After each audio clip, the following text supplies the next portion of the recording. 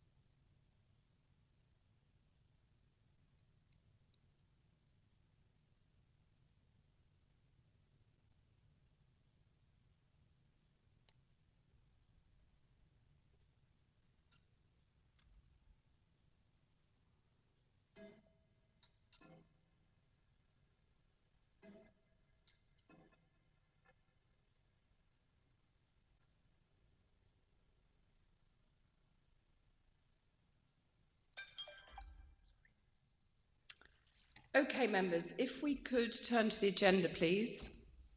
Agenda item 1, the apologies of absence. We have received apologies from Councillor Jones. I think, other than that, we have a full house. Agenda item 2, substitute members. Councillor Jeffries. Councillor Jeffrey for Councillor Jones. Perfect, thank you very much indeed. Agenda item 3 is urgent items. Now, we do have the urgent updates which were circulated with the agenda on Friday. Has everyone received a copy? Perfect. These will be taken, one for item 11 and the other for item... Oh, sorry, it should be items 10 and 11, not items 11 and 12. Agenda item 4, notification of visiting members. I'm not aware of any in the room and there are none online.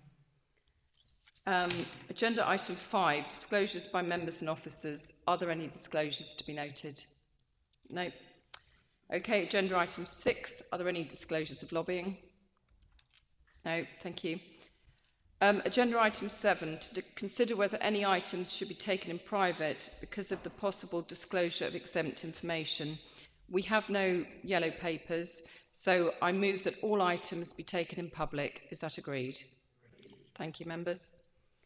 Agenda item 8, these are the minutes of the meeting held on the 7th of December 2023.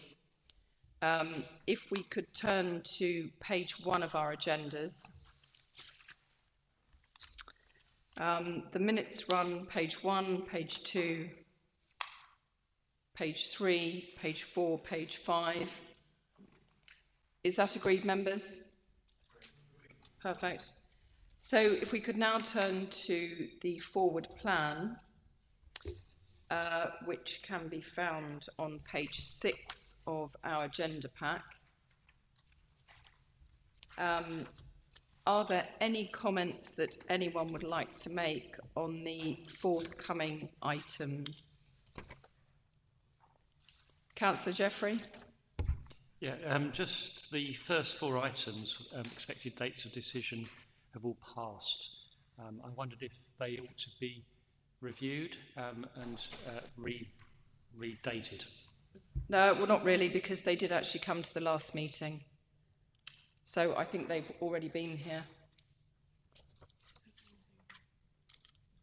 So the expected date of the decision was after the last meeting, but we discussed the items at the previous meeting on the 7th of December.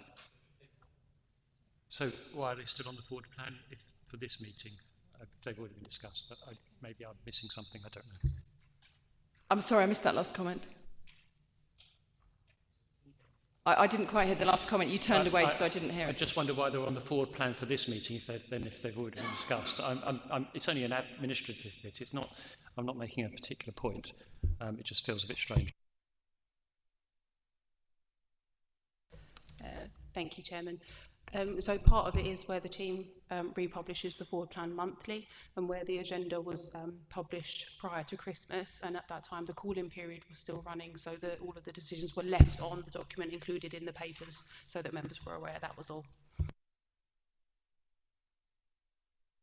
Are you happy with that, Councillor Jeffries? Okay, lovely. Thank you. Are there any other comments on the forward plan? No comments? Okay, in that case, members, I move that the forward plan is noted. Is that agreed? Perfect, thank you. So if we could turn to agenda item 10, this is the medium-term financial strategy for the capital programme, and I believe it's going to be introduced by Councillor Cooper, who will be assisted by Mr Lovegrove. Thank you very much, Madam Chairman. Very straightforward item this evening. It's much more simplified than most of the other policy advisory committees have had to look at. There are 2 items on the capital programme for next year as proposed. One is a previous decision that I made and that had come to this pack, which was relating to Medway Street car park. And the second is related to the town centre strategy, greening and lighting. That has been amended because there was a much larger figure put into the capital programme originally. Now clearly, until the town centre strategy is finalised and has been through full council and obviously all committee stages, it's very difficult to say exactly what we're coming forward. So we didn't believe that it was appropriate to put it into the capital strategy. And then one item has rolled off of the capital programme from last year, which it just said bridges gyratory on last year's capital programme. What that actually relates to is the flood defence relating to the bridges gyratory sort of opposite Drakes. Although that clearly hasn't been put in place yet, we have now finalised designs and we have been given, we've been offered further grant funding. We are only waiting for KCC to give full approval of that scheme. And the reason we need KCC to give full approval of that scheme is because it's part of their public realm. So that explains that. I'm happy to take any questions on this, but I think the big ticket items that are likely to be amended and go on the capital programme going forward relate to the town centre strategy when it does come to this pack. So I'm asking for comment and for this committee to agree the capital programme, and note the agreement recommendation 1, which is that there'll be a limit to prudential borrowing, which will be recommended to council as part of the Treasury Management Strategy. Thank you very much, Madam Chairman. Thank you, Councillor Cooper. Mr Lovegrove, do you have anything to add to that? Are you sure? Perfect. Members, are there any questions? Councillor Conyard. Hello, thank you. Just a quick question regards the Medway Street car park. I note the fees are £195. Is that inclusive of the electric charging points, or has the fees increased by £20,000 since November?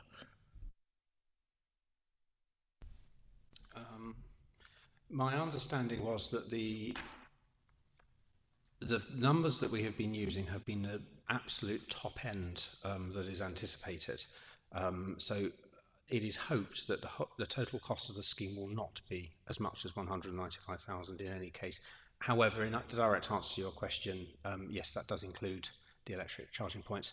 And just on the subject, it's slightly unrelated to the finances, to the capital programme, but the cycle storage that was going in the car park is no longer going to go in the car park. It is going to go on the pavement next to the car park, so it's slightly more accessible to residents and people visiting the town centre, which is a much better all round, really. So, thank you. Are you happy with that, Councillor Conyard? More than happy. That's £2,500 saving on the estimate for November. Excellent. Councillor Jeffreys. Yeah, thank you. It's a question about the integrated transport strategy that I know was discussed at the Cabinet about 6 months ago, and there was an agreement to produce a new one. Would that be a capital item that needs to be funded? And if so, should it be on this list? No, it's not a capital item. It's business as usual. It will be a revenue cost. Clearly, there may be significant expense related to writing an integrated transport strategy, and there may be capital elements attached to it. But until we have an ITS and we know what capital spend is required in there, it's going to be very difficult to estimate that. So. Short answer is no, longer answer is possibly yes, but it will come later, if that makes sense. Councillor Jeffreys, are you happy with that? Are you sure? Okay, are there any other questions, members? No? Okay, in that case, can I ask you to turn to page 17, please? There are 2 recommendations there.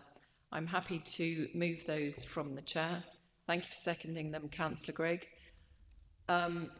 Is everyone agreed, members? Perfect. So if we could now move to agenda item 11. Please note there is an urgent update. And this item can be found, and also note that the date on the report is incorrect. It says the 7th of December, it should actually say the 10th of January. But things happen. So, agenda item 11, page 28, we've had a quick change of personnel in front of our eyes. We have Miss Stevens and Miss Gooch joining us to assist Councillor Cooper. This is the Staplehurst Conservation Area Appraisal and Management Plan, and I believe Councillor Cooper is going to introduce it. Councillor Cooper. Madam Chairman, thank you once again. If I can cover off first the urgent update, which I had almost completely forgotten about. It seems like an eternity ago, the 2nd of January, when it was sort of put across my desk. The urgent update is it's entirely technical, and I think what it means in the background is that any decision that's made can be properly implemented, as opposed to things having to come backwards and forwards, and certainly it won't mean that anything beyond the scope of what is in the decision happens. So the report asked that we recommend that the conservation area and management plan for Staplehurst Conservation Area be approved for public consultation, to recommend that delegated powers be given to the head of DM to undertake the necessary statutory requirements to undertake public consultation for the Staplehurst Conservation Area Appraisal and Management Plan, and the amendment would be to recommend that the following work streams be explored. So that's an Article 4 direction, a design code centred on the Staplehurst Conservation Area and extending the boundaries of Staplehurst Conservation Area. I was first made aware of the work that was going on here several months ago. The parish council has been consulted. I have spoken informally with the ward members for Staplehurst, and I certainly have had nothing remotely like bad feedback, any good feedback. If anyone does have any questions, I'd be more than happy to take them, but I think this is another conservation area appraisal which is coming to this committee, and I think the more that we get through here, the better, and they're starting to come at pace. Thank you, Councillor Cooper. Ms Gooch, Ms Stevens, do you have anything you'd like to add from what Councillor Cooper has said? Are you sure? Perfect. So, members, are there any questions? Okay, in that case, please would you turn to page 29.